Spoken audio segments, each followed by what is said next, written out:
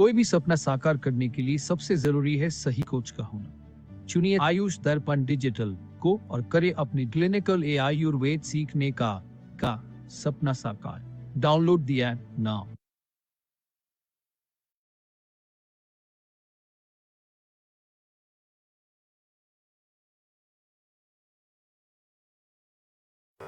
नमामि धन्वन्तरिमादिदेवं सुरासुरैः वन्दितपादपद्मम् लोके जरामृत्युनाशं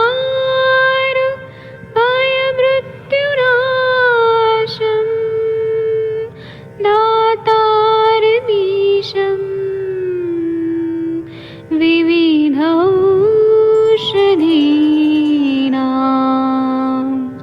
शङ्खं चक्रं जलौकां दधतं मृतघटं चारुतोर्भिश्चतुर्भिः सूक्ष्मस्वच्छादिरुद्यं शुकपरिविलसन्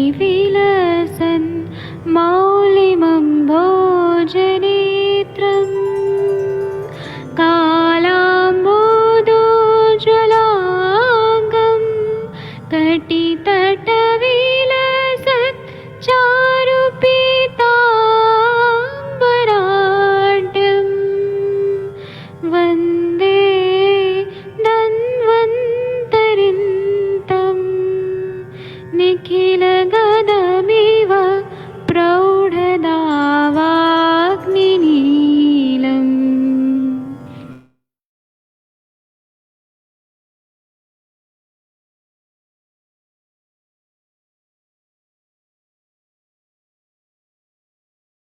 प्रणाम सभी लोगों को। मैं वैद्य अरविंद पाठक आप सभी लोग का स्वागत करता हूं। आइए आज हम लोग बच्चों में जो कॉन्स्टिपेशन होता है इस विषय पे बात करेंगे। हमारे पास बहुत सारे ऐसे बच्चे आते हैं जिनको मलावष्टम की प्रॉब्लम रहती है। तो हो सकता है कि उसका हेतु बहुत सारा चीज हो सकता है कि जो दूध जा रहा है, अन्न जा रहा है, उसमें कुछ ऐसे पदार्थ हैं जिसकी वजह से मलावष्टम हो रहा है। तो मैं जो पढ़ा रहा हूँ ये वैद्य दुर्गा दामोदर परांजपे मैडम का लेख है, जिन्होंने 1941 में आयुर्वेद पारंगत की डिग्री ली थी। नहीं, बीएमएस किया था 1941 में। बीएमएस नहीं था 1941 में, मतलब अंग्रेज जब थे तब डीएएसएफ करके डिग्री थी। और 1951 में उन्होंने आयुर्वेद पारंगत की डिग्री ली थी। और पुणे में ससुन जनरल हॉस्पिटल है, उसमें आयुर्वेद विभाग में 1962 से ये मानद चिकित्सक रोग और कौमार भृत्य तंत्र बाल रोग में इन्होंने बहुत मतलब प्रैक्टिस किया था, एचओडी थी। और इन्होंने बहुत सारी किताबें लिखी हैं। और पुणे में तिलक आयुर्वेद महाविद्यालय में 20 साल तक अध्यापन का कार्य किया और इनको बहुत सारे अवार्ड्स भी मिले। और ये नारायणपेट पुणे में इनका क्लिनिक है। तो ये वैद्य दुर्गा परांजपे मैडम का लेख है जो मैं आप लोगों को बता रहा हूँ। इन्होंने बाल रोग पे काम किया है, इनका अनुभव इन्होंने ये लेख में दिया है, जो आप लोगों को मैं ये ऐसे तो मराठी भाषा में है लेकिन मैं हिंदी में आप लोगों के सामने प्रस्तुत कर रहा हूँ। अगर आप लोग कुछ बोलना चाहते हैं तो आप लोगों के लिए मैंने अनम्यूट करने का ऑप्शन दिया है। तो और मैंने यहाँ पर कुछ लोगों को को होस्ट भी बना दिया है। कौमार भृत्य तंत्र जो है यह बहुत ही व्यापक है और बच्चों में अगर कॉन्स्टिपेशन होता है तो एलोपैथी में तो क्रिमेफिन सिरप या ड्रॉप्स ऐसे देते हैं, लेकिन आयुर्वेद में उसको किस तरह से सोचते हैं यह मैडम के लेख में जो है वो मैं आप लोगों को बता रहा हूँ। तो इन्होंने अंग्रेजों के आने के पहले 1941 में ही बीएमएस का डिग्री लिया था, उससे पैरेलल डीएएसएफ करके डिग्री होती थी। तो इसमें ऐसा बताया है कि आयुर्वेद निदान और चिकित्सा पद्धति में संप्राप्ति का महत्व अतिशय बहुत ज्यादा हम लोग सोचते हैं। कोई भी रोग का निदान करते सब संप्राप्ति में जो भी घटना हो रही है, शरीर में जो भी घटनाएं हो रही हैं संप्राप्ति होने के लिए, वो देखना पड़ता है। और शरीर के अंतर्गत जो भी घटना हो रही है कोई भी बीमारी होने के लिए, यथा दुष्टेन दोषेन यथा चानु विसर्पता निवृत्ति रामाशयसो संप्राप्ति जागति आगति, ये संप्राप्ति का डेफिनेशन है। तो कुछ बाह्य कारण जो हैं वो कैसे प्रभाव डालते हैं इसका हमें जानकारी लेना पड़ता है। स्वस्थ वृत्त में आहार और विहार के लिए बहुत ही डिटेल में वर्णन किया गया है, और इसीलिए जो भी जानकारी स्वस्थ वृत्त में दिया गया है आहार और विहार के लिए, उसका जो उपयोग है वह हमें नॉर्मल मानवीय जीवन में लाना बहुत जरूरी होता है। मलावरोध नाम का जो व्याधि है, ये बृहत्त्रयी मतलब चरक सुश्रुत वाग्भट में कहीं पर भी नहीं दिया गया है। मलावरोध जो है यह प्रमुख रूप से देखने को मिलता है। लाक्षणिक शमन चिकित्सा देने की पद्धति में हम लोग मूल व्याधि की तरफ उपेक्षा कर देते हैं। मूल व्याधि क्या है उसकी तरफ ध्यान नहीं देते हैं, और वह कैसे कैसे निदान का सेवन हुआ है, किस तरह से चिकित्सा करनी है, यह हम मूल व्याधि छोड़ के सिम्टोमेटिकली ट्रीटमेंट देते हैं। प्रधान लक्षण क्या है और उसकी चिकित्सा, यही चिकित्सा समझा जाता है। लेकिन जो स्वतंत्र व्याधि के साथ में परतंत्र व्याधि के सिम्टम होते हैं उसको भी ध्यान देना जरूरी है। तो मलावरोध जो है या मलावष्टम्भ है, यह अन्नवत स्रोतस में जो है ये विकृति का प्रधान लक्षण होता है। अन्नवत स्रोतस में उसके विकृति में अग्निमांद्य, ये रोग से ये मलावष्टम्भ की शुरुआत होती है। स्थान वैगुण्य और स्त्रोतो वैगुण्य को ध्यान में रखते हुए मलावरोध यह व्याधि प्रमुख रूप से वात कफज, ये दोनों दोषों की दृष्टि के वजह से हमें समझ में आता है। या तो वात बढ़ता है या कफ बढ़ता है, कफ विकृत रूप से बढ़ता है। और ये दोषों की दृष्टि हो गया तो स्त्रोतो वैगुण्य होने की वजह से अनेक जगहों पे लक्षणों का उद्भव कर सकता है, परंतु मूल संप्राप्ति जो है वह अन्नव स्रोतस में पचन में ही रहती है। वहां पर अन्न पचन नहीं हो रहा है, इसलिए हो सकती है। अग्निमांद्य क्या या कोई और भी रोगों की चिकित्सा करते समय हमें औषधि के साथ में ज्यादा से ज्यादा पथ्य को महत्व देना चाहिए। आहार लेने की पद्धति और उसमें जो द्रव्य लेने का जो काल है उसका महत्व बहुत जरूरी होता है। तीन आहार द्रव्य वही होते हैं, लेकिन वह अगर आहार द्रव्यों को हमने गलत तरीके से लिया और गलत टाइम से लिया, गलत तरीके से और गलत टाइम से लिया, तो वह अपेक्षित उसका उपयोग नहीं हो सकता है। उदाहरण के लिए पौष्टिक ग्रहण करने वाले अन्न जब ले लिया तो अगर वो पच गया, जो ग्रहण करने वाले अन्न है पच गया, तो पौष्टिक के रूप में वह शरीर की पुष्टि करता है और शरीर के धातुओं बल की वृद्धि करने में उपयोगी रहता है। नहीं तो वो रोग निर्मित का कारण भी हो सकता है। वही अगर हमने पौष्टिक अन्न को लिया लेकिन वो उसका टाइम गलत है, उसको लेने का तरीका गलत है, तो वह कोई बहुत सारी बीमारियों को निर्मित का कारण भी हो सकता है, या फिर उसका परिणाम के रूप में अग्निमांद्य बात की उत्पत्ति भी हो सकती है। तो ये दोनों कारण और परिणाम, इन सब का रोगों के मूलभूत संप्राप्ति में महत्व है, ये निश्चित रूप से हमें समझ आता है, और चिकित्सा करते समय यह सब हमें विचार करना बहुत जरूरी हो जाता है। और फिर हमें समझ आता है कि अन्न तो अच्छा दिया जा रहा है लेकिन उसका अच्छे से नहीं दिया जा रहा, गलत टाइम पे दिया जा रहा है, इसलिए व्याधि हो रहा है। व्यवहार में अजीर्ण के बारे में लोगों में बहुत सारा गैर समझ है, मतलब मिसअंडरस्टैंडिंग है। अभी जैसे कि उल्टी हो रही है, छर्दी हो रहा है, या अतिसार द्रवमल प्रवृत्ति हो रही है, ये लक्षण होने के अलावा शरीर में अजीर्ण हो गया है, ये समझ ही नहीं आता है कि खाना पच नहीं रहा है, भूख नहीं लग रही है। इसके लिए आयुर्वेद के ग्रंथों में चरक संहिता में अनन्नाभिलाषा, अन्न विद्वेष, फिर अरसज्ञता मतलब टेस्ट ना आना, अरसज्ञता, अरोचक, और ऐसे अनन्नाभिनोदन, ऐसे बहुत सारे टर्म्स यूज किए गए हैं। और आस्य वैरस्य, मुंह का विरसता होना, ऐसे बहुत सारे टर्म्स यूज किए गए हैं। तो रोगी को ऐसा लगता है कि ये तो सादा और हल्का रोज खाना खा रहे हैं, उसको लगता है मैं क्या ऐसा खा रहा हूँ कि मुझे ऐसा बीमारी हो रही है, उसको समझ नहीं आता है। तो इन लक्षणों से मुझे क्या उसको, फिर उसको अजीर्ण हुआ है, ये कैसे उसको कंसिडर करेंगे। तो इसके अलावा जो लक्षण के अलावा जो चीजें पूर्व रूप स्वरूप में हमें पता चलती हैं, वो हमें जानकारी लेना बहुत जरूरी होता है। मलावरोध जो है यह एकदम आशुकारी नहीं होता है। मलावरोध होने के लिए पहले शुरुआत कैसे होती है कि रस का वैरस्यता आता है, मुंह का स्वाद जो है वो बिगड़ जाता है, पेट फूल जाता है, उदर गौरव होता है, थोड़ा भी अन्न खाया तो भी जड़पना ऐसे ज्यादा फील होने लगता है। हर रोज का जो खाना है उसको टेस्ट नहीं आता है। उसके लिए रोगी जो है वो क्या करता है, टेस्ट नहीं आएगा तो तीखा खाएगा, खट्टा खाएगा, लवण खाएगा, ऐसे रसों का प्राधान्य आहार लेने का प्रयत्न करता है। लेकिन वो ये नहीं समझ पाता है कि उसको टेस्ट नहीं आ रहा है, तो लवण अम्ल लवण तीखा खाने से ये सॉल्व नहीं होगा। लेकिन वो लेने का कोशिश करता है तो पचन में थोड़ा सा चेंजेस होते हैं। कुछ टाइम पे अम्ल रस का उपयोग भी होने के बाद लक्षण कम हो जाते हैं, और उसके वजह से विकृति नहीं हुई है ऐसा फील होता है। अगर वो अचार ले लेता है, नींबू ले लेता है, रायता ले लेता है, कुछ खट्टी चीजें लेता है खाने में, तो या चटनी ले लेता है, टमाटर की चटनी या टोमेटो सॉस लेता है, तो उसको लगता है कि लक्षण कम हो गए, थोड़ा उसको अच्छा लगता है। लेकिन रोगी जो है, हमें ये चीजें खाने पे अच्छा रहेगा, कुछ चीजें नहीं चलेगा हमको, यह उसको हर व्यक्ति के पर्सनल जो टेस्ट होता है उस पे डिपेंड करता है। तो ये समझने के लिए खाया हुआ अन्न है वो रोगी को निश्चित रूप से फायदा कर रहा है कि नहीं कर रहा है, वो देखना पड़ता है। और कभी कभी आहार को बदल के भी फायदा नहीं हो रहा है, खाना मतलब चटपटा खाया तब भी कुछ फायदा नहीं हो रहा है, ये हमें समझ आता है।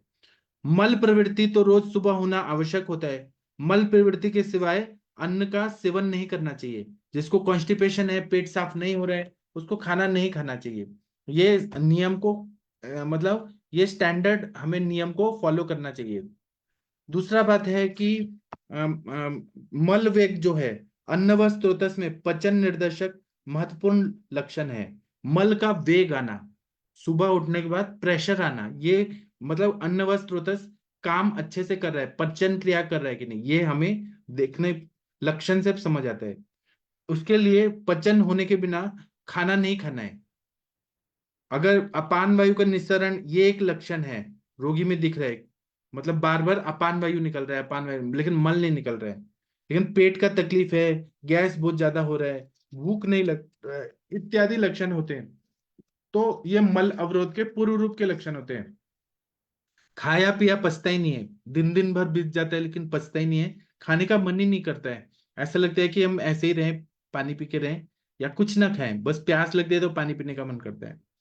तो इसमें मल वेग आने के लिए बहुत सारे औषधियां लिया जाता है, बड़े लोग लेते हैं और कुछ लोग आहार द्रव्य बदलते हैं। तो और दूसरा क्या है कि व्यवसाय के हिसाब से मेडिसिन और आहार चेंज किया जाता है। जैसे श्रमजीवी होते हैं जो मेहनत मजदूरी करते हैं, या बुद्धिजीवी होते हैं जो माइंड से बहुत ज्यादा काम करते हैं, उनका आहार द्रव्य में फर्क करना हितकारी रहता है। अब आते हैं बच्चों पे, क्योंकि आज का टॉपिक नवीन सर ने मुझे शिशुओं में मलावष्टम ये दिया है। तो 3 महीने का जो बच्चा होता है उसमें शिरप अवस्था होती है, मतलब वो माता का दूध या गाय का दूध ये पी के रहता है। तो जैसा मल प्रवृत्ति होती है उसका दूध में हमें देखना पड़ता है कि वो दूध साथ में है कि असाथ में है। अगर बच्चे का दूध पीने के बाद भी अपचय हो रहा है तो उसका चेंज करना चाहिए वो दूध, वो माता का दूध हो, बकरी का दूध हो, गाय का दूध हो, वो बदल करना जरूरी होता है। दूध में पानी का प्रमाण कम ज्यादा करना और उसके साथ में पचन की मेडिसिन देना ये जरूरी रहता है। दूध कभी कभी गाढ़ा आता है तो वो पचता नहीं है, बच्चे को उसकी अग्नि को मंद करता है, यकृत का कार्य अच्छा नहीं हो रहा है बच्चे में, जो दूध आ रहा है बहुत गाढ़ा आ रहा है। वो माँ का भी हो सकता है, गाय का भी हो सकता है, भैंस का भी हो सकता है। तो उसमें पचन करने की दवाइयां जैसे वायविडंग, शुंठी, पिपली सिद्ध दूध का उपयोग करते हैं, बहुत कम डालते हैं उसमें। विरेचन और अनुलोमन औषधियां नहीं देनी है बच्चे को। फिर स्तन्य परीक्षण करना है कि माता का जो दूध आ रहा है वो 8 प्रकार के शीर दोष जो बताए, वात से, पित्त से, कफ से, वो है क्या, और माता का आहार विहार में क्या चेंजेस हुए हैं, माता का मानसिक कंडीशन कैसा है, मेंटली वो कैसी है। तो ये अगर हमने देख लिया और उसको चेंज किया तो कॉन्स्टिपेशन ठीक हो जाता है। क्योंकि बच्चा जो है वो माता के दूध पे ही डिपेंडेंट रहता है या गाय के दूध पे, तो गाय का दूध भी पच रहा है कि नहीं पच रहा है वो देखना चाहिए। बच्चे का वजन बढ़ रहा है लेकिन मल प्रवृत्ति 2-2 दिन में हो रही है, ऐसा बहुत बार दिखता है। बच्चा तो रोता नहीं है लेकिन उसको बहुत तकलीफ हो रही है, तो उसको पेट साफ नहीं हो रहा है, और हो रहा है तो बहुत कठिन हो रहा है, तो इसका निष्कर्ष है कि उसको कॉन्स्टिपेशन है। यहाँ पे मल अवरोध होना मतलब विकृतिवाचक लक्षण है, यह समझ लेना बहुत जरूरी होता है।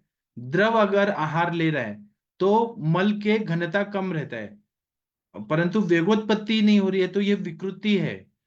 पूरक अन्न की कल्पना, जैसे सेरेलेक वगैरह जो दिया जाता है, बाहर से कुछ चीज और दिया जाता है सिरप अवस्था में, दूध की अवस्था में, तो उसमें वो क्या पच रहा है कि नहीं पच रहा है वो देखना चाहिए।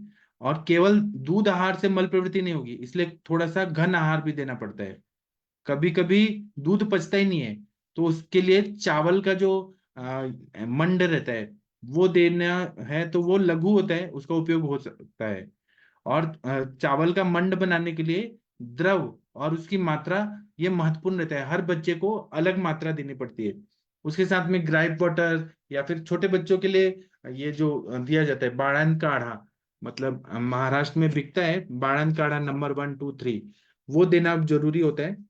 उसी तरह से जब बच्चा 6 महीने का हो जाता है तो बच्चे को दूध के साथ अन्नप्राशन जब कराते हैं तो थोड़ा अन्न भी देना पड़ता है, तो उसमें हम विलेपी या लापसी जैसे कुछ चीजें देते हैं। पूरक अन्न में चावल, मूंग दाल, ये पीस के देते हैं बच्चे को, या गेहूं का जो हलवा होता है उसको पीस के देते हैं। पत्ते वाली सब्जियों का रस देते हैं, या फिर सब्जियों का रस देते हैं। तो उसमें थोड़ा पहले हम पतला करते हैं, बच्चे को पच रहा है तो थोड़ा गाढ़ा देते हैं। दंतोद्भव जब काल होता है, जब दांत आने लगते हैं, तो हमें ये देखना चाहिए कि वो दंतोद्भव अच्छे से हो, पचन क्रिया बिगड़े नहीं, इसके लिए ध्यान देना पड़ता है। उसको बहुत दुखता है, बच्चा रोता रहता है दांत आ रहे तो उसको लूज मोशन वगैरह भी होता है, क्योंकि जो मसूड़े होते हैं वहां पे इन्फेक्शन होता है, और इन्फेक्शन पेट में जाके और बार बार लूज मोशन होता है। उस टाइम पे जो तूर दाल होती है, अरहर की दाल, उसको पानी में भिगो के और मिश्री डाल के उसको पिलाने से दंतोद्भेद का जो लूज मोशन है वो ठीक हो जाता है। लेकिन अगर कॉन्स्टिपेशन हो रहा है तो वो हमें देखना पड़ता है कि वो क्या कंडीशन है कि उसको हो रहा है, बार बार द्रवमल परिवर्तन हो रहा है, प्रवाहिका हो रहा है, तो स्तंभन देने से फायदा होता है, और नहीं तो दीपन पाचन द्रव्य बच्चों को देना जरूरी होता है। इसी तरह से बच्चा जब बड़ा होता है, 3 साल का हो गया, तो कभी कभी 3 साल का बच्चा मिट्टी खाता है, वो देखना पड़ता है। बच्चे को कृमि है वो देखना पड़ता है, कॉन्स्टिपेशन क्यों हो रहा है वो देखना पड़ता है। तो बच्चे जो है मल प्रवृत्ति नियमित रूप से कर रहे हैं कि नहीं। 3 साल का बच्चा है तो उसको पॉटी जाने को रोज नियम लगाना जरूरी है कि सुबह जाना है उसको, भाग के आए खेल के आए, लेकिन पेट साफ तो दिन में एक बार सुबह होना ही चाहिए। और दूसरा क्या है कि हमें ये देखना चाहिए कि बच्चे को हम खाना क्या दे रहे हैं। आहार जो दे रहे हैं वो मैगी दे रहे हैं, नूडल्स दे रहे हैं, मैदा की चीजें दे रहे हैं, तो उसको कॉन्स्टिपेशन होगा। आइसक्रीम दे रहे हैं, ज्यादा मात्रा में दे रहे हैं, तो उसको कॉन्स्टिपेशन होगा। तो जो व्याधि हो रहे है, जो हेतु है, संप्राप्ति हो रही है, उस हिसाब से मलावरोध की चिकित्सा करना पड़ता है। दूसरा क्या है कि बच्चों को भी आजकल स्ट्रेस बहुत ज्यादा बढ़ रहा है। 2 साल 1 साल के बच्चों को भी स्ट्रेस बढ़ रहा है, ऐसा परिस्थिति है। माए क्या करती हैं, बच्चे को मोबाइल दे देती हैं गेम खेलने के लिए, 3 साल के बच्चे को मोबाइल देती हैं, उसका स्ट्रेस रहता है। बहुत सारी चीजें रहती है कि बच्चों को भी मानसिक तनाव आजकल हो रहा है। मेरे पापा ये बोलते हैं कि जब वो पढ़ते थे तो 5 साल के होने पे स्कूल में भेजा जाता था, 5 साल के बाद भेजा जाता था। आजकल क्या है कि प्ले ग्रुप में ही डाल दिया जाता है पहले से ही, 2 साल 1 साल 1.5 साल में ही प्ले ग्रुप में डाल दिया जाता है, क्योंकि वर्किंग मदर फादर हैं तो उतना टाइम नहीं दे सकते हैं। तो उसमें बच्चों को ना थोड़ा स्ट्रेस रहता है। अब छोटे बच्चे हैं बोल नहीं पाते हैं, लेकिन उनको स्ट्रेस रहता है, उसकी वजह से भी कॉन्स्टिपेशन रहता है। दूसरा क्या है कि स्कूल जब भेज रहे हैं तो उसका भी टेंशन रहता है, तो कॉन्स्टिपेशन डर के मारे हो रहे हैं क्या, सुबह पॉटी जाने, नींद पूरी नहीं हुई तो पॉटी जाने से डर रहे हैं क्या, ये भी कारण होता है। और माए क्या होती है, मेरे पास एक पेशेंट आई थी, डॉक्टर थी, सॉरी टीचर थी, वो प्ले ग्रुप की टीचर थी। तो वो क्या बोलती थी कि सर हमारे इधर ना माताएं ना क्या करती हैं कि बच्चों को जबरदस्ती दूध पिला पिला के भेज देती हैं, और बच्चे स्कूल में आते ही उल्टी कर देते हैं। हमको इतना घिन आता है कि अगर 20 बच्चों ने एक साथ उल्टी कर दिया पूरा दूध का, तो ये पूरा दिन खराब जाता है। तो ये जबरदस्ती वाला जो है कि दूध पिला के भेजना है, यह भी खतरनाक होता है। इससे अग्निमंद होगा, फिर कॉन्स्टिपेशन होगा। और दूसरा, बच्चे अगर स्कूल में जा रहे हैं और पॉटी नहीं कर पा रहे, डर के मारे नहीं कर रहे हैं, प्रेशर आया लेकिन नहीं जा रहे हैं, तो उनका अपान वायु की दृष्टि होगी। वेग विधारण करने से समान वायु, अपान वायु, व्यान वायु का विकृति ज्यादा मिलता है।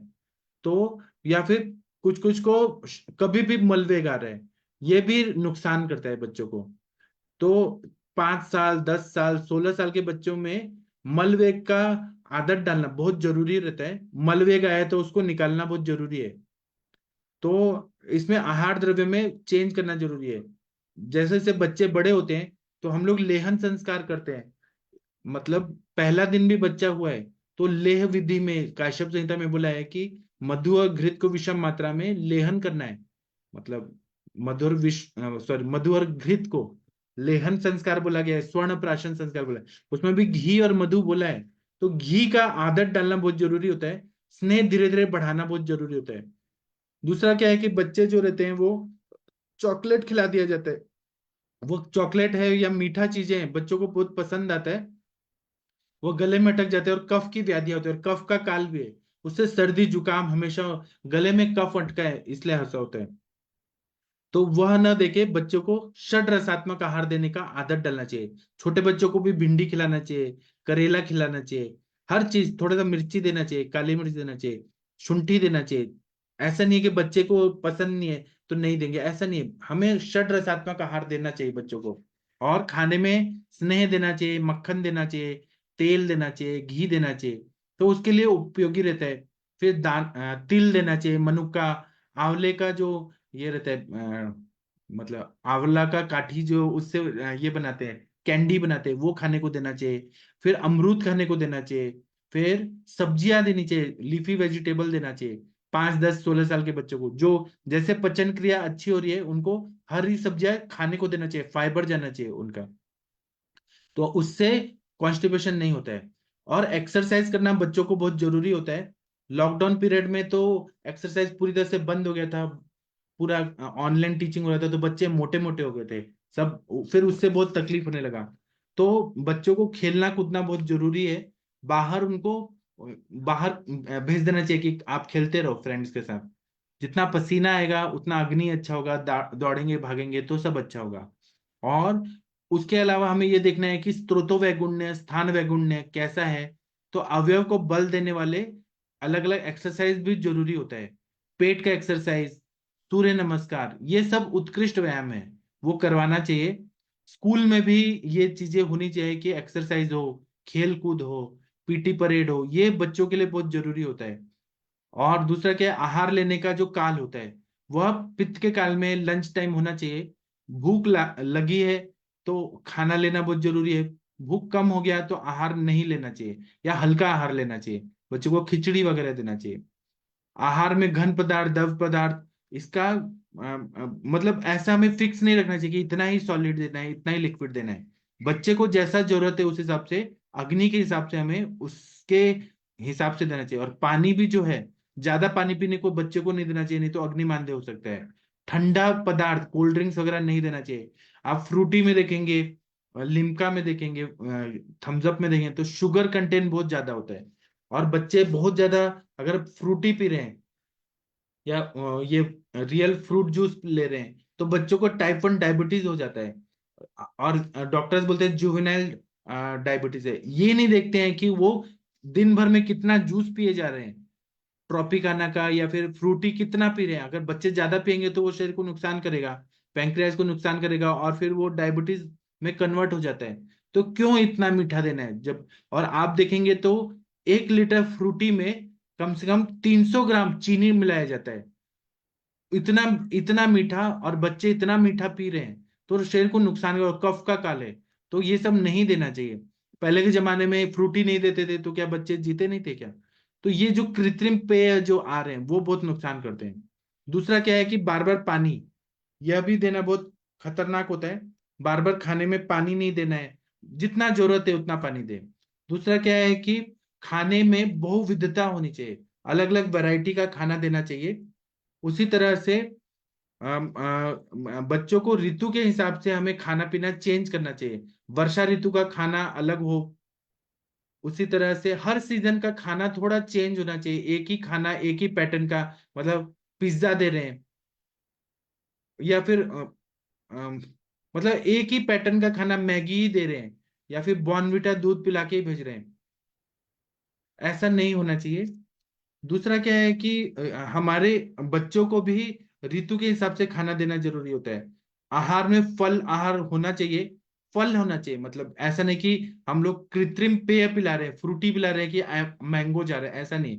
फ्रूट्स होना चाहिए तो फ्रूट्स होना चाहिए। दूसरा क्या है कि उसका उपयोग कैसे होता है, मतलब मैंगो खा रहे हैं, चीकू खा रहे हैं, अमरूद खा रहे हैं, तो उसका इफेक्ट बॉडी में क्या होगा बच्चे को, वो हमें ध्यान में रखना चाहिए। दूसरा क्या है कि बच्चों को पालक देना चाहिए, उसमें आयरन कंटेंट रहता है, लौह तत्व रहता है। फिर दूध देना चाहिए, मतलब हर चीज देना चाहिए। बच्चों को दूध अगर नहीं देंगे तो हड्डियां कमजोर होंगी। और जो पूरक अन्न दे रहे हैं हम लोग, सेरेलेक दे रहे हैं, बॉर्नविटा दे रहे हैं, या फिर हॉर्लिक्स दे रहे हैं, तो वह क्या अति मात्रा में जा रहा है, क्या बच्चों को वो नुकसान कर सकता है। अजीर्ण निर्माण करने वाली जो चीजें हैं, जैसे कि अगर बहुत ज्यादा बॉर्नविटा दिया जा रहा है, हॉर्लिक्स बहुत ज्यादा दिया जा रहा है, कॉर्नफ्लेक्स बहुत ज्यादा दिया जा रहा है, या फिर जो भी खाद्य, मैगी नूडल्स बहुत ज्यादा दिया जा रहा है, चाइनीज खाना बहुत दिया जा रहा है, तो वह अजीर्ण निर्माण करेगा। उसी तरह से बच्चों को जागरण, रुक्ष अन्न, मिठाइयाँ, विष प्रधान द्रव्य जो कृत्रिम प्रिजर्वेटिव में डाल के दिया जाता है, जैम जेली, ये सब अगर वो बहुत फ्रूट जैम के साथ ही बच्चा खा रहा है, ब्रेड में बहुत जैम लगा के खा रहा है, रोटी सब्जी नहीं खा रहे और ऐसी चीजें खा रहे हैं, तो वो नुकसान करेगी। और वो ज्यादा खा रहा है बच्चा तो अग्निमांद्य निर्माण करेगा। भूख लगे तो खाए, लेकिन हिसाब से खाना चाहिए। और अगर हम ये सब ध्यान देते हैं अग्नि पे, तो मलावरोध के जो व्याधि है वह हम लोग उसको ठीक कर सकते हैं। इसीलिए बोला है संक्षिप्त क्रिया को निदान परिवर्जनम। अभी मैं इतना बता दिया हूँ, अभी तो मैंने हेतु पे बात किया है, अभी और बातें करनी है। आप लोग अगर कुछ बोलना चाहते हैं इस टॉपिक पे तो बोल सकते हैं। अनम्यूट करने का मैंने ऑप्शन दिया है। डॉक्टर श्वेता मैडम, प्रशांत भट्ट जी, कुछ बोलना चाहते हैं आप? अखिलेश तिवारी जी, आप बोलिए इस टॉपिक पे, बच्चों का कॉन्स्टिपेशन पे आपका क्या मत है? डॉक्टर अखिलेश तिवारी जी बोलिए सर। जी सर, प्रणाम सर, सभी को मेरा सादर प्रणाम। और बहुत बढ़िया टॉपिक है, आज के समय में बहुत कॉमन हो गया है। और बच्चे को कॉन्स्टिपेशन, बहुत पेरेंट्स आते हैं बच्चे को लेकर के कि दो दो तीन तीन दिन के बाद मोशन करता है, और मोशन भी तो बहुत हार्ड होता है। अब मोशन इतना हार्ड होता है कि बच्चे वॉशरूम जाने से डरते हैं। तो ये सभी चीज में अगर देखें सर, आपने तो A to Z सभी एक एक करके पॉइंट कवर कर लिया है। बहुत अच्छा तरह से आपने एक्सप्लेन किया सर। लेकिन इसमें जब भी हम आज के आहार विहार को ही ज्यादा तर हम इसमें ध्यान देना होगा। क्योंकि आहार में जो एक स्नेह जाना चाहिए, वो स्नेह युक्त आहार नहीं होता है। जैसे आपने अभी बताया कि बॉर्नविटा है, या फिर हॉर्लिक्स लेता है, या पैक्ट में जो भी चीज कुरकुरे है, चिप्स है, ये सब रुक्ष श्रेणी में आता है, और ये रुक्षता उत्पन्न करता है। दूसरा क्या है कि जैसे एक एडल्ट आदमी है तो वो अपना इच्छा जाहिर करता है कि भूख लगी हुई है या नहीं लगी हुई है।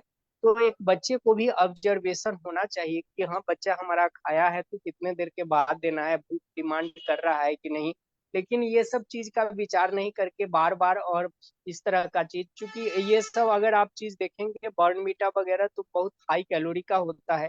तो उसमें थोड़ा सा हमको खाने में, एक खाने में दूसरे खाने में, बच्चा है तो हम एडल्ट जितना अंतर तो नहीं रखेंगे, फिर भी अगर कैलोरी हाई दे रहे हैं, हेवी खाना दे रहे हैं, तो उसके अनुसार अंतराल भी तो थोड़ा रखना होगा।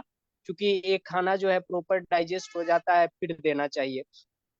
और कॉन्स्टिपेशन का सबसे बड़ी कारण जहां तक मैं समझता हूँ कि पहले लोगों का, बच्चे को देखते थे कि मसाज किया जाता था तेल का, उससे भी स्नेहन जाता था अंदर। नाभि पूरन किया जाता था, जब दादी माँ लोग लगाती थी तेल तो नाभि में रखती थी, कान में रखती थी, नाक में रखती थी। सब जगह पर स्नेहन होता था, अंदर से स्नेह जाता था। लेकिन आज क्या है, डॉक्टर मना करते हैं कि कोई तेल नहीं लगाना है, पाउडर से उनको मसाज किया जाता है। तो ये इससे भी हमारे शरीर में रुक्षता होता है, और कहीं ना कहीं कॉन्स्टिपेशन एक तरह से लीड करता है। तो ये सब चीजों को ध्यान देना होगा। और माँ का दूध तो आज के बहुत कम बच्चों को नसीब होता है। माँ का दूध मतलब वह एक ऐसा दूध होता है जिसमें बच्चे को पूरे तरह से पोषण मिलता है। लेकिन हम आज के बाहर का दूध है, और बाहर का भी तो गाय का दूध तो मिलना मुश्किल है, और पैक्ड चीज लेता है। पैक्ड में डेफिनेटली वो प्रिजर्वेटिव रहेगा। दूसरा क्या है कि वो अस्थावर हो जाता है, मतलब वो दूध में जो एक चल गुण होना चाहिए, पहले गाय घूमती रहती थी, वो चलती रहती थी, उसका दूध होता था, उसमें मतलब ये थोड़ा सा पाचन अच्छा तरह से होता था। तो अगर बाहर का दूध है तो उसमें सूठी डाल करके करें, और एक दूध दूध को बढ़िया से फेंट करके देना। ये सब चीज को जो है थोड़ा ध्यान देना होगा, बच्चे को एक रूटीन में लाना। क्योंकि माँ बाप भी इतने आलसी होते हैं कि अगर छोटा बच्चा है तो थोड़ा सा रूटीन को मेंटेन करना होगा कि एक पर्टिकुलर टाइम पे बच्चे को वॉशरूम ले जाना।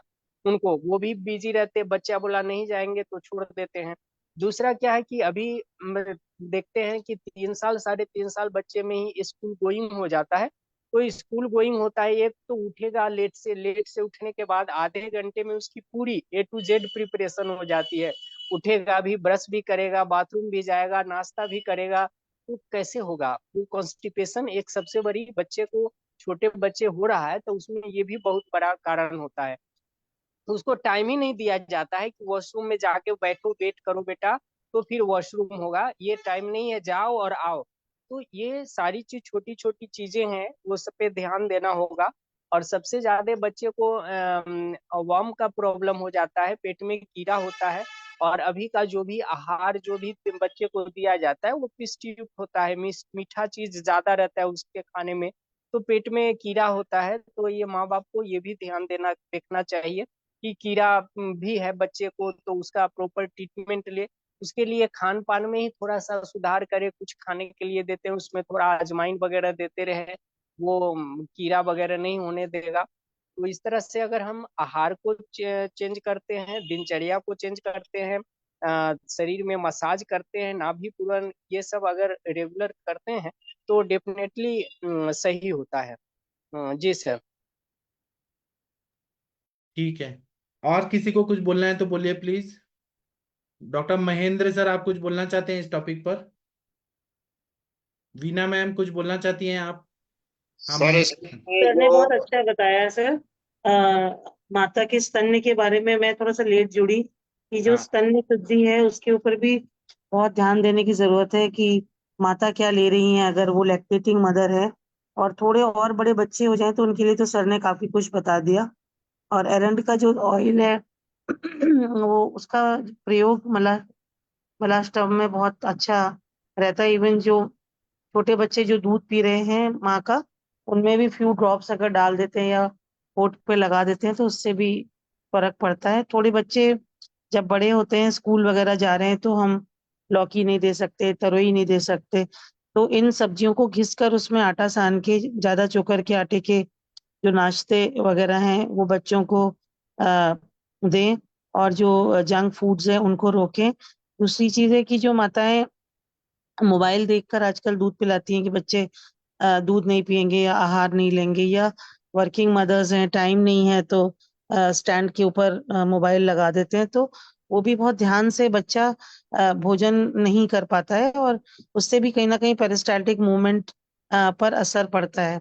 कीड़े के लिए सर ने बहुत अच्छा बताया है, तो वो भी एक बहुत बड़ा कारण है। और सबसे बड़ी चीज है कि कफ का वो है, और उस समय बहुत सारी चीजें सब मीठी और जितने भी बाहर के जितने लैक्टोजन वगैरह जो भी कुछ है उसमें कुछ कुछ स्वीट होता है। तो सर ने उसके लिए भी बताया कि सुंठ वगैरह ऐड करें, अजवाइन ऐड करें।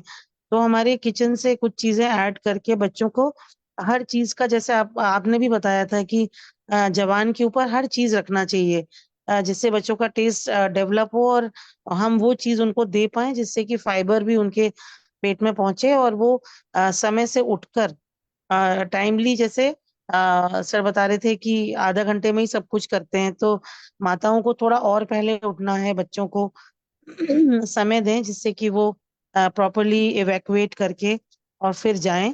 और जरूरी नहीं है कि दूध पीकर ही जाएं, उनका नाश्ता अच्छे से रख दें और उसके बाद वो आके भी उनको दूध दे सकती हैं। तो कुछ प्रैक्टिकल चीजें हैं जो कि हम लोग ऐड कर सकते हैं। और अजवाइन और एरंड, सुंठ, इन सब का यूज प्राकृतिक रूप से घर में ही करके हम लोग इसको दूर कर सकते हैं, बजाय इसके कि हम बच्चे को कोई ऐसी चीजें दें कि मेडिसिन के फॉर्म में कि उसकी आदत उसको पड़े। थैंक यू वेज। जी। और महेंद्र सर, आप कुछ बोल रहे थे? मैं सर ये कह रहा था, जनरली जो मैंने देखा है, एक तो जो माँ गरिष्ठ भोजन करती है उस बच्चे के कॉन्स्टिपेशन होता है, और एक ज्यादातर जो कृमि पड़ती है उससे होता है। तो उसमें हम जनरली में जो कुटकी होती है उसको घिसके और उसको चढ़ा देते, तो उससे हो जाता है। एक उसमें थोड़ा सा यदि फिर भी कॉन्स्टिपेशन नहीं मिटता है तो जो सुहागा होता है उसको घिसवा के उसको दे देते हैं, तो उससे भी आराम में मिल जाता है बच्चे को। और उसमें दूध में कई बार दूध जो देते हैं, कई जो दूध गाढ़ा दूध देते हैं उससे भी दिक्कत हो जाती है। जैसे कई वो भैंस का ही दूध पिला देते हैं, तो उसको फिर पतला करके या फिर और कोई दूध का चेंज करके, तो उस तरह का भी चेंज करके अपन को कई बार बच्चों को देना पड़ता है। एक जो बच्चे के दांत निकलते हैं उस समय भी ज्यादा दिक्कत आती है, तो उस समय अपन को उस समय थोड़ी सावधानी रखनी पड़ती है। बच्चे का पेट बुखार जो कई बार अपने ग्रंथों में बताया कि उसमें ज्वर है और तुम्हारे पेट की गड़बड़ है, सिर दर्द है, चिड़चिड़ापन है, उल्टी है, ये सब कुछ होते हैं, तो उसके लिए भी अपन को उस समय देना पड़ता है। तो उसी से फिर बच्चे की ग्रोथ हो जाती है। बच्चे को खाने पीने के लिए बच्चा क्यों स्वाभाविक है कि बच्चा जैसे बड़ा आदमी मांगता है ऐसे बच्चे को भी उस समय रोता है, स्वाभाविक है, मालूम पड़ जाता है कि बच्चे को भूख लगी है। छोटे बच्चे के लिए, बड़ा बच्चा तो फिर भी कुछ कह के या इशारा करके भी कह देता है, लेकिन छोटे बच्चे के लिए तो अपन रोने से और उसके हाथ पैर का जो चलाता है उससे मालूम पड़ जाता है कि उसको भूख लगी है। क्यों कई बार बच्चे को गोद में खिलाते हैं उसके बाद भी नहीं रहता, जब सोचते थे कि उसको भूख लग रही है इसलिए ये बहुत ज्यादा रो रहा है, तो उससे भी उसको मालूम पड़ जाता है। और उससे मालूम पड़ कॉन्स्टिपेशन का मालूम पड़ जाता है। सुबह यदि कई माओं की जो जैसे शुरुआत में जो बच्चा होता है 1 महीने 1.5 महीने का, उस समय उसको पैरों पे बैठा के और उसको जैसे अपन पोटी का प्रैक्टिस कराते हैं, तो उस तरह से धीरे धीरे बच्चे को पोटी प्रैक्टिस हो जाती है। उसको सुबह सुबह या टाइम से जिस तरह अपनी माँ कराती है उसके हिसाब से उस बच्चे को प्रैक्टिस आगे हो जाती है। Thank you sir. हाँ डॉक्टर वीना मैम, आप कुछ बोलना चाहेंगी? हाँ सर, हाँ हम पहले तो बच्चों को तेल बिल्कुल नहीं लगाते जन्म होने के बाद भी, क्योंकि डॉक्टर ही बोल देते हैं, पेडियाट्रिशियन बोलते हैं, गायनेकोलॉजिस्ट बोलते हैं कि तेल नहीं लगाने का। उस स्नेहन जब हम करते हैं तो ये समस्या आती ही नहीं है बचपन से। और बच्चों ने शी-शू नहीं करना, इसलिए माताएं उनको पैड लगा देती है। कितने कितने 3-3 4-4 घंटे तक वो पैड रहता है। बच्चा शू नहीं कर सकता, शी नहीं कर सकता जब तक माँ बाहर है तब तक। ये भी एक प्रमुख कारण मलावरोध का होता है। और जब मैं रिपीट नहीं करती, पहले डॉक्टर ने सब, आपने भी बोल दिया और मेरे फ्रेंड्स ने भी बोल दिया सब, तो मैं रिपीट नहीं करना चाहती। मगर ऐसे मलावरोध बच्चों को है तो मैं नाभि पूरण बोलती हूँ और स्नेहन बोलती हूँ, बाह्य स्नेहन स्वेदन। खाने वाला बच्चा है तो वो 7 महीने के बाद के बच्चों के लिए घृत बोलती हूँ खाने के लिए। और उसके एनस में थोड़ा सा एरंड स्नेह डाल देते हैं, या थोड़ा सा कपड़े का कड़क करके, या क्या बोलते हैं, कारपास रहता है तो उसका एक नववर्ती जैसी बना के वो एरंडस ने हमें पूरण करके वो एनस में डाल देने से उसकी बहुत सी आदत, छोटे बच्चों की, बिल्कुल जो छोटे हैं बाल्यावस्था में, या 3-4-5 महीने के बच्चों को, तो उसको पेट उसका साफ हो जाता है उससे। थैंक यू सर, मुझे इतना ही बोलना था। जी, और किसी को कुछ बोलना है तो बोल सकते हैं। सर हाँ जी बोलिए सर। सर आयुर्वेद में पूरी साना बताया है उसके। हाँ, तो क्या देते हैं? खास करके बच्चों में ही होता है। जी। और वो कॉन्स्टिपेशन में क्या है कि वो कचरा नीचे नहीं आता, हाँ पेट फुला फुला रहता है और गांठा गांठा हो जाता है सब हाँ पेट में। और मल इतना खराब और गांठेदार होता है ना, दुर्गंध युक्त हो जाता है, पेट फूल जाता है उनका। और आयुर्वेद में तो पूरी साना गया है। तो बच्चे वाले सब कॉन्स्टिपेशन की दवा देते हैं सर, क्रीमाफिन ये सब बाल जो पेडियाट्रिक देते हैं, तो उससे अच्छा नहीं होता है। जब नहीं अच्छा होता है ना, तब हमें जैसे आयुर्वेदिक ट्रीटमेंट करते हैं तो बहुत अच्छा हो जाता है। जी, तो क्या देते हैं ट्रीटमेंट? सर मैं उसको दीपन पाचन में के लिए संजीवनी और संसीमनी वर्ती देता हूँ, अरविंदासव और द्राक्षासव देता हूँ। और एरंड तेल या तो थोड़ा उष्ण जल की बस्ती दे देने से भी अच्छा फायदा हो जाता है। जी, ठीक है, मैं और कुछ बताना चाहता हूँ। बच्चों का जो मलावरोध रहता है, तो उसमें हमें बहुत सारे कारण मिलते हैं, उनका इतिहास मिलता है, हिस्ट्री मिलता है। तो क्या क्या हिस्ट्री मिलता है, तो बच्चे मिट्टी खाते हैं, बच्चों को पेट में कृमि रहता है, उसके वजह से भी, मिट्टी खाने से भी कॉन्स्टिपेशन होता है, कृमि की वजह से कॉन्स्टिपेशन होता है। या अनबैलेंस्ड डाइट खाते हैं, उल्टा पुल्टा खाते हैं, या बच्चों को कुपोषण हुआ है, माल नरिश्ड है बच्चे, उनको कॉन्स्टिपेशन होता है। या बहुत ज्यादा खिलाया जाता है, उसके अग्नि को नहीं देखा जाता है, बहुत ज्यादा अति आहार खिलाना, या अन्य रोग होते हैं, या जो पेरेंट्स होते हैं उनका अज्ञान, ये कारण से कॉन्स्टिपेशन होता है।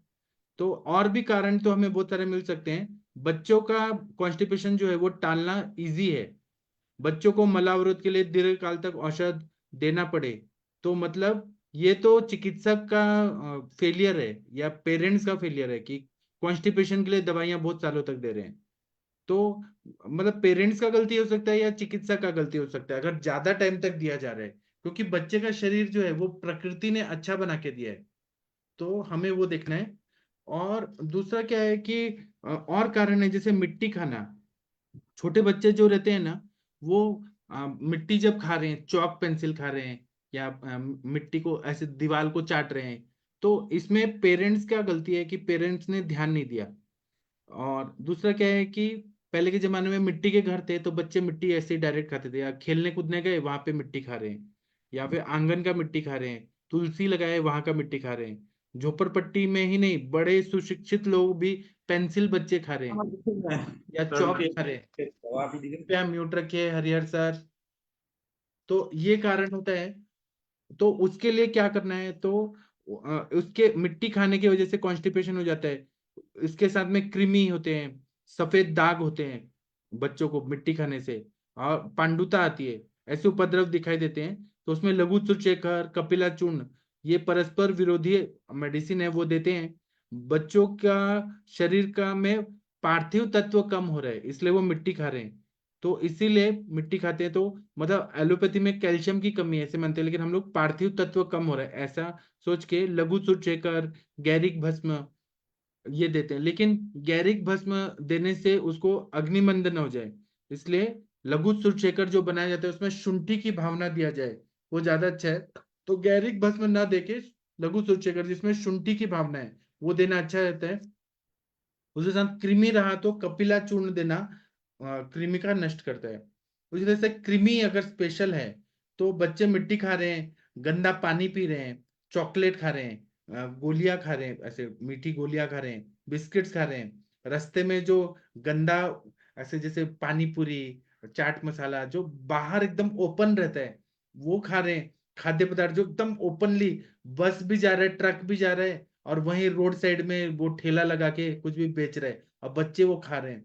उसी तरह से आजकल क्रेज कुरकुरे कम रहता है, ये सब गंदा चीज है, गंदे तेल में बनाया जाता है। और कुल्फी खा रहे हैं बच्चे, बर्फ का गोला खा रहे हैं। बर्फ का गोला जो बनाते हैं ना भैया लोग, वो लोग ना हाथ भी नहीं धोते हैं और बर्फ का गोला बना के खिलाते हैं। तो दूषित पानी रहता है, वो पानी कहाँ से ला रहे हैं, गंदे जगह से लाके वो बर्फ का गोला बना रहे हैं। तो इससे छोटे बड़े कृमि हो जाते हैं, महास्त्रोतस में, पक्वाशय में बड़े बड़े जंतु हो जाते हैं, या जो थ्रेड वॉर्म्स, हुक वॉर्म, ऐसे कृमि हो जाते हैं, और उनके वजह से वो अटक जाते हैं, और बहुत सारे वो मतलब एग देते हैं अंदर लार्वा से। तो बहुत ज्यादा पुंज के पुंज हो जाते हैं, तो मलावरोध हो जाता है। तो बच्चे 2-2 दिन तक मल प्रवृत्ति नहीं करते हैं।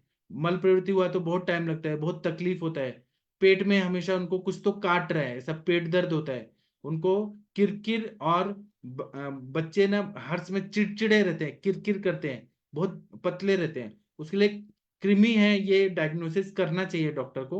और कपिला चूर्ण, कपिलावटी, वायुविडंग चूर्ण, विडंगा रेश, सतापा नाम की वनस्पति है, उसका काढ़ा, फिर एलोवेरा, जो स्याह जीरा या कड़ू जीरे होते हैं वो देना चाहिए। ऐसा आरोग्य काढ़ा बना के देते हैं जिसमें सब ये कृमिक द्रव्य हैं, कुमारी ये सब देते हैं, तो बहुत अच्छा फायदा होता है। और कोई भी दया माया नहीं देख के, कृमि को नष्ट करना है, कृमि पे दया नहीं करनी है, वो बच्चे को खा जाएगा। नहीं तो कृमि जो है वो हार्ट को भी खा जाता है, ब्रेन को भी खा जाता है, फिट्स भी ला सकता है। कृमि पे दया नहीं करनी है, कृमि बहुत नुकसान कर सकते हैं।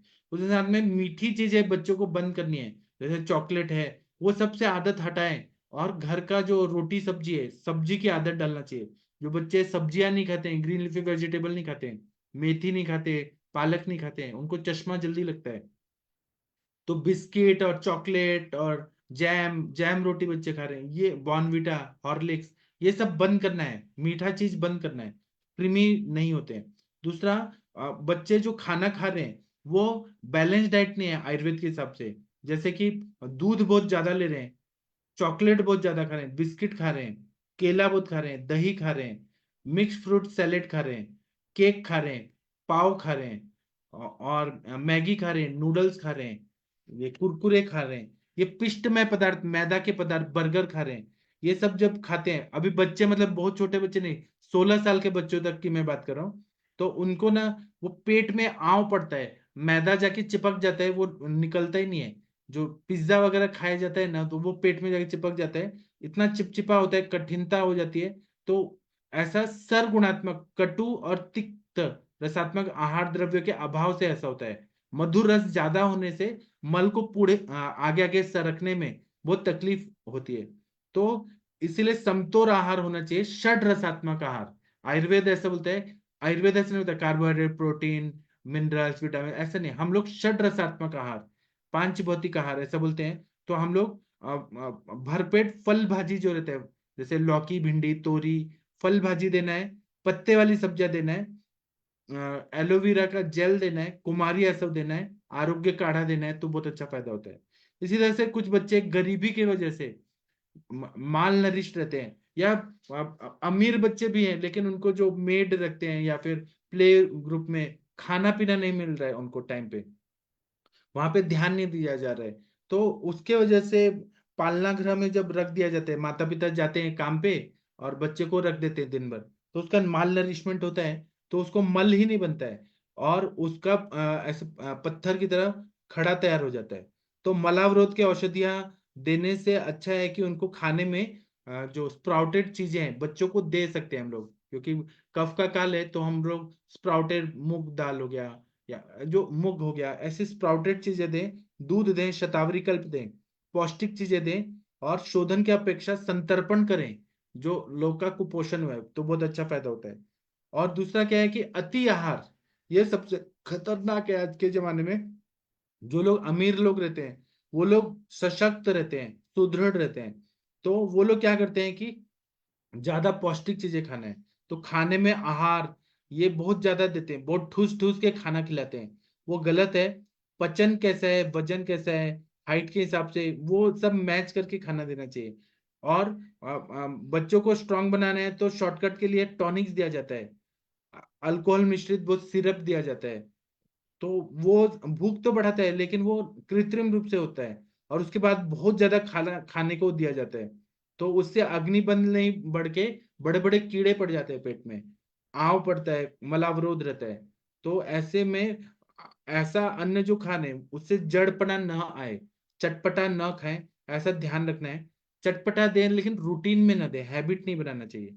अकारण अधिक खाना नहीं देना है। जो जड़ पदार्थ है वो मल प्रवृत्ति बहुत चिपका चिपका करता है और बहुत टाइम लगता है पेट साफ होने में, उसको ध्यान में रखना है। इसी तरह से अन्य रोग, जैसे बच्चों का फीवर आया, बच्चों को सर्दी हुआ, लूज मोशन हो रहा है, उल्टी आ रहा है, दांतों की प्रॉब्लम है, कान बह रहा है, इन सब में आधुनिक औषधियां बहुत दिया जाता है, एलोपैथी का एंटीबायोटिक वगैरह दिया जाता है, उससे अग्निबंध होता है, उससे यूरिन कम होता है, दांत पे उसका इफेक्ट होता है, कैल्शियम पे इफेक्ट होता है, और कान बहते रहता है। महास्त्रोतस में उसकी जो अंतर त्वचा है वहां पे सल्फा ड्रग्स या एंटीबायोटिक्स देने से बहुत साइड इफेक्ट होता है, म्यूकोजल मेम्ब्रेन जो है वह डैमेज होने लगता है। और वो बचपन में जो एंटीबायोटिक का ज्यादा कोर्स किया, वो एक डॉक्टर सपना खत्री मैडम आई थी ना अभी, वो बोली थी कि बच्चे को 2 साल के बच्चे को इतना एंटीबायोटिक दिया कि उसको यूरिन स्टूल में 8-10 बार ब्लड आता है, इतना एंटीबायोटिक हैवी डोज 2 साल तक दिया गया, जबकि जरूरत नहीं है बच्चे को इतना देने की। सर्दी खांसी बुखार है तो बहुत कंटिन्यू एंटीबायोटिक्स दिया जाता है, बहुत गलत बात है ये। तो इसकी वजह से जो श्लेष्मल कला है वो खराब हो जाती है, मल शुष्क आता है, स्नेहांश की कमी होती है, मलावरोध हो जाता है। तो आयुर्वेद की भी तीव्र औषधियां नहीं देना है हमें बच्चों को, बच्चों का औषधियां देने का तारतम्य देखना है कि बच्चों को आयुर्वेद की दवाइयां एलोपैथी की दवाइयों से नुकसान ना हो। दूसरा क्या है, कभी कभी जो पेरेंट्स होते हैं उनका अज्ञान होता है, तो वो क्या करते हैं, कॉन्स्टिपेशन के लिए पेरेंट्स ही जवाबदार रहते हैं। बच्चों को क्या देना है, क्या नहीं देना है, कब देना है, कब खाना नहीं देना है, मतलब टाइम हो गया इसलिए खाना दो, ये गलत बात है। और दूसरा क्या है कि बच्चे पढ़ाई कब कर रहे हैं, खेल कब रहे हैं, ये सब का पेरेंट्स ध्यान ही नहीं देते हैं।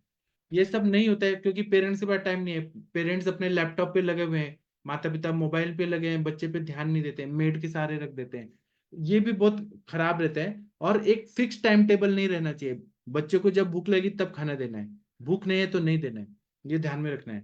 तो जो पेरेंट्स की अज्ञानता है उसको हमें ठीक करना बहुत जरूरी है। समतोल आहार में हम लोग षड रसात्मक आहार में द्रव पदार्थ भी रखें और सॉलिड पदार्थ भी रखें और कुछ हल्का रखें। बहुत ज्यादा खाना बहुत नुकसान दे सकता है। और एक्सरसाइज जो है वो मतलब जितना एक्सरसाइज बच्चे के लिए जरूरी है वो देना चाहिए। और दूसरा क्या है कि हम बच्चों पे ध्यान देते हैं तो कॉन्स्टिपेशन का तकलीफ है वो लाइफ लॉन्ग ठीक ही हो जाता है, उसको फिर बाद में तकलीफ नहीं होता। अब इस पे आप लोग कुछ बोलना चाहते हैं? अखिलेश तिवारी जी, आप कुछ बोलना चाहते हैं तो बोलिए, कुछ आइडिया आया? अखिलेश तिवारी जी बोलिए आप सर। गंगवार सर कुछ बोलना चाहते हैं आप? प्रशांत भट्ट जी आप कुछ बोलना चाहते हैं, बोल सकते हैं। नहीं बोलना चाहते? सपना मैडम आप बोलिए। हाँ जी।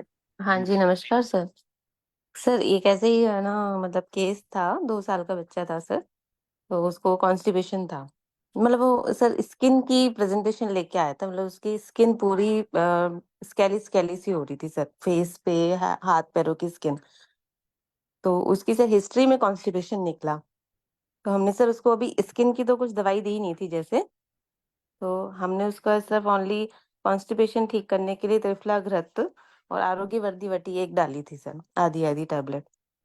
तो सर उसका विद इन 5 डेज उसका स्किन भी ठीक हो गया और उसका जो है कॉन्स्टिपेशन भी ठीक हो गया।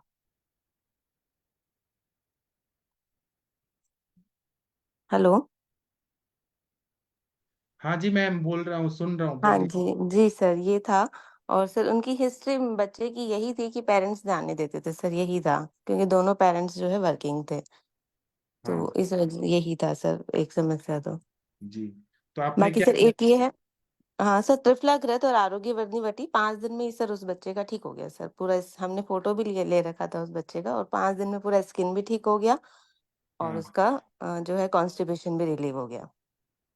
हाँ। ये था।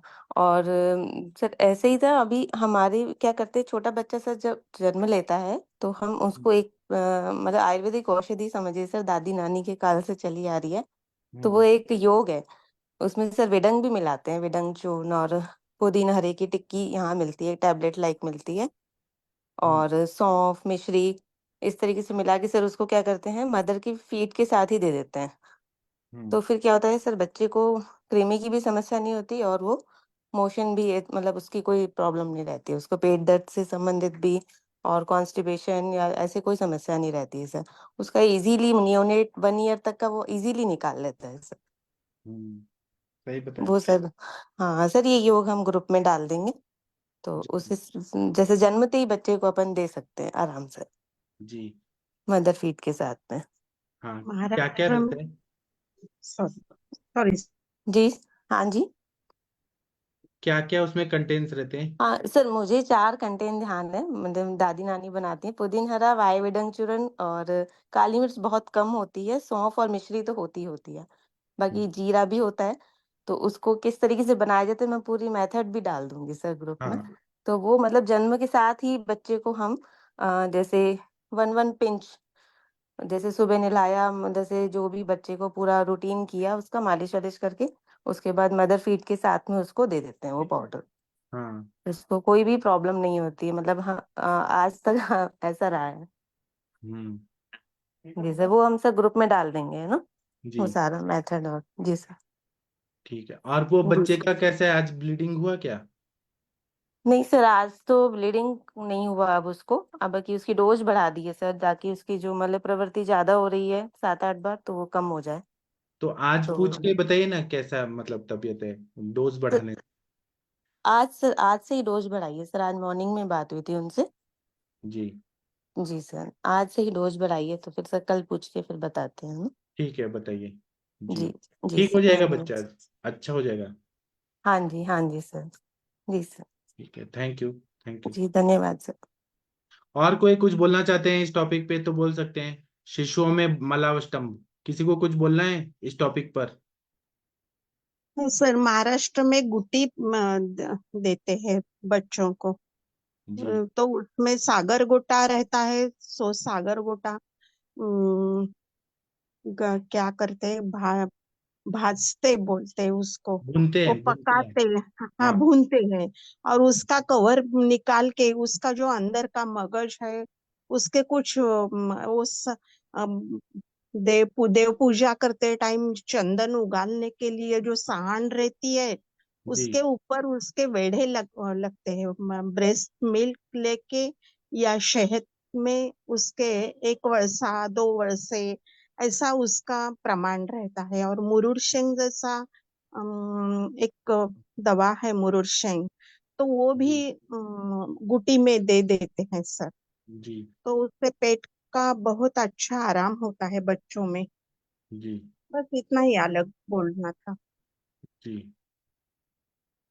और किसी को कुछ पूछना है तो पूछ सकते हैं, कुछ बताना है बता सकते हैं। किसी का कुछ है? Zakir Singh ji, Mahendra sir, Anurita ma'am, Neha ma'am, कुछ बोलना है?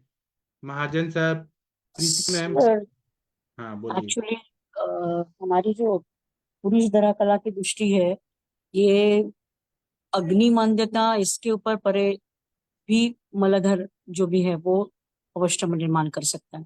क्योंकि हमारे बच्चों को जैसे ही वो जन्मते हैं तो उसको हनी नहीं दिया जाता है, एलोपैथिक लोग बंद कर देते हैं। कई लोगों का तो बच्चे का ब्रेस्ट मिल्क भी बंद किया जाता है। तो जो नेचुरल स्नेहन है, जो उसकी म्यूकोजल लाइनिंग को बहुत अच्छी तरीके से ये रखता है, स्नेह अभ्यंतर स्नेहित रखता है, अगर वो भी बंद हो जाए, स्निग्धांश बंद हो जाए, तो वैसे ही जो डाइजेस्टिव सिस्टम है उसमें, क्योंकि पानी का अंश जो है, स्नेहांश जो भी अलग से पानी नहीं जाता है ना, it goes through breast milk, फिर ऊपर का पाउडर और ये सारी चीजें दे देते, जिसकी वजह से जो आपका एब्जॉर्प्टिव लेयर है, आपकी जो छोटी Einstein right from your granny के बाद में जो जेजनम एंड इलियम, ये सारा जो एरिया है जो कंप्लीट एब्जॉर्प्शन वगैरह करता है सर, यहाँ पे ये सारा बिगाड़ जो भी है, रिपीटेटिव एंटीबायोटिक्स, रिपीटेटिव कुछ सर्दी जुकाम हो गया कि एकदम हेवी पीमोल से लेके सारी चीजें एकदम माँ मम्मी और ये सब लोग तैयार हो जाती कि भाई डॉक्टर ने दिया तो बिना पूछे दे देते, जिसकी वजह से उनकी छोटी आंत का डाइजेस्टिव और बड़ी आंत का एब्जॉर्प्टिव लेवल, जो जो पानी शोषण करने वाला एरिया, वहां का गुड बैक्टीरिया जोन खत्म होता है। हमारा जो भी पुरुष धरा कंसेप्ट है ये सारी, इसलिए स्निग्धांश अगर आपको बच्चे में दिख रहा है कि उसका, तो एक नाभि पूरण करिए, उसके साथ में स्निग्धांश उसके अंदर जाना बहुत जरूरी होता है। पहले तो वो ब्रेस्ट फीड कर रहा है कि नहीं, और ऊपर का खाना जो भी है ब्रेस्ट फीड की बजाय रिप्लेस करके प्रोटीन पाउडर देते हैं, and it is very wrong concept. वो बच्चे का इम्यूनिटी कभी नहीं बढ़ता है। आप उसकी बजाय जो हमारी दालें हैं, मूंग दाल है, उड़द दाल है, उसका पानी, सब्जियों का पानी, अगर वो दूध नहीं पी रहा कोई बात नहीं, सिर्फ मखाना, काजू और बादाम थोड़ा सा भिगो के उसका पाउडर और पानी बना के भी आप उसको मिल, लेकिन आजकल वो कंसेप्ट ही नहीं रहा।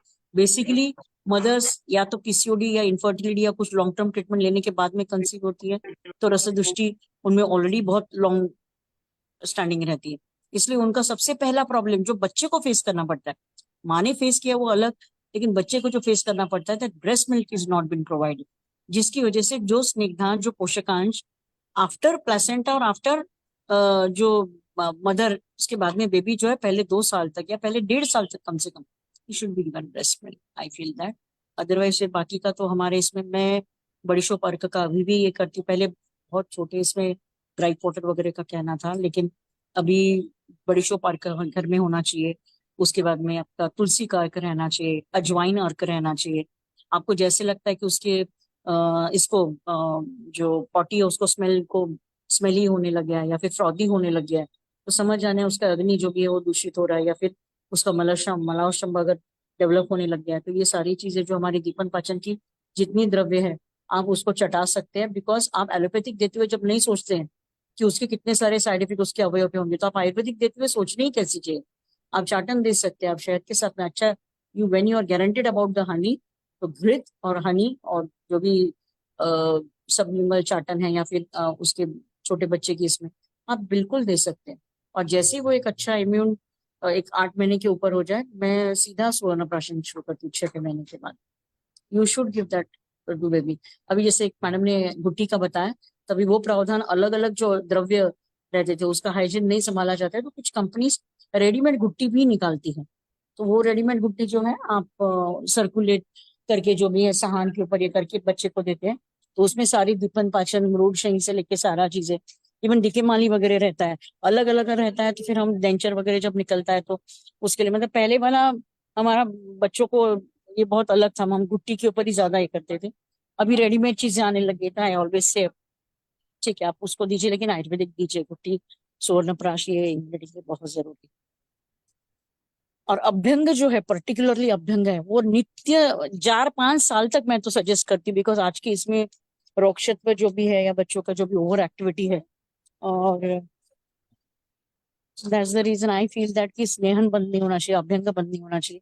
और जहां आपको लगता है कि एब्डोमेन सख्त है या फिर बेकरी के प्रोडक्ट ज्यादा जा रहे हैं, तो वहां पहले वो बेकरी के प्रोडक्ट बंद करनी चाहिए, मैदा जाने नहीं देना चाहिए, क्योंकि बच्चों को बहुत जल्दी बिस्के जन दूध दिया जाता है, which is very wrong concept according. ठीक है, तो थैंक यू, आपने बहुत अच्छा बताया। तो मैं अभी सेशन बंद करता हूँ और हम लोग 9 बजे मिलेंगे क्लिनिकल संभाषा में। थैंक यू, प्रणाम सभी लोगों को।